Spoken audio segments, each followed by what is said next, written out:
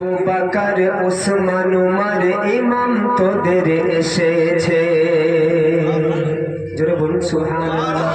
ভাই mic operator আপনি পুরো বেসটা কেটে দিয়ে টোনটা বাড়িয়ে দেন, এই মাইক্রোফোনটা এইটা। কে মা আমিনার খেজুর পাতার ঘেরা মাটির মেঝেতে আলী বকর উসমান উমর ইমাম তোদের এসেছে। আচ্ছা তোমরা একবার বলো তো সুবহানাল্লাহ। যারা রাস্তায় দূরে ওইদিকে মেলায় ঘুরছে ওদের সুবহানাল্লাহ দরকার নেই, কারণ ওরা যা নেকি কামিয়ে ফেলেছে, ওরা জান্নাতের সার্টিফিকেট মনে হয় পেয়ে গেছে, ওই জন্য ওরা এদিকে আসে। একবার সুবহানাল্লাহ বললে অনেক নেকি হয়। কটা বলো তো জানো? 90টা নেকি হয়। যতবার মন চাইবে শুনে সুবহানাল্লাহ বলবে, মনে থাকবে তো। কবি বলছে কে মা আমিনার খেজুর পাতার ঘেরা মাটির মেঝেতে দু জাহানের বাদশা আকায়ে নামদার তাজদারে মদিনা দুলহায়ে মদিনা জনাবে মুহাম্মদুর রাসূলুল্লাহ সাল্লাল্লাহু তাআলা আলাইহি ওয়াসাল্লাম যে ঘরে আসলেন, সেই ঘরটা ছিল একটা খেজুর পাতার দেওয়াল। সেই ঘরের দরওয়াজা ছিল খেজুর পাতার ডান্ডা দিয়ে তৈরি, মাটির মেঝে। এই রকম জীর্ণ কুটিরের ভেতরে মা আমিনার গর্ভবতী ভূমিষ্ঠ হলেন ফারসের এবং আরশের বাদশা। জোরে বলুন সুবহানাল্লাহ, হাত তুলে বলুন সুবহানাল্লাহ। শুধু তাই নয়, সমস্ত আম্বিয়ার ইমাম হলেন আমার নবী সরওয়ারে কায়নাত। আরেকবার বলুন সুবহানাল্লাহ।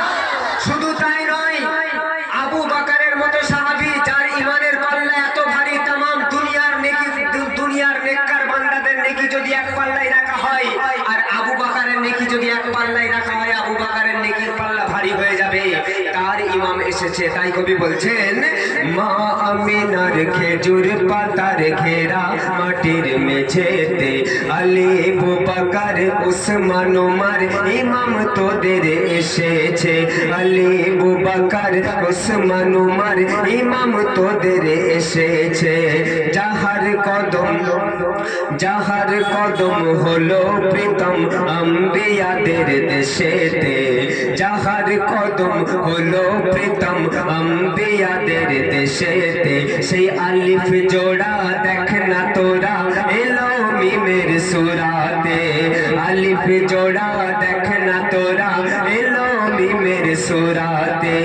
মা আমিনার খেজুর পাতার ঘেরা মাটির মেঝেতে আলী বকর উসমান উমর ইমাম তোদের এসেছে। তারপর শুনবেন ওরে বেলাল বল হে কে বল আশহাদু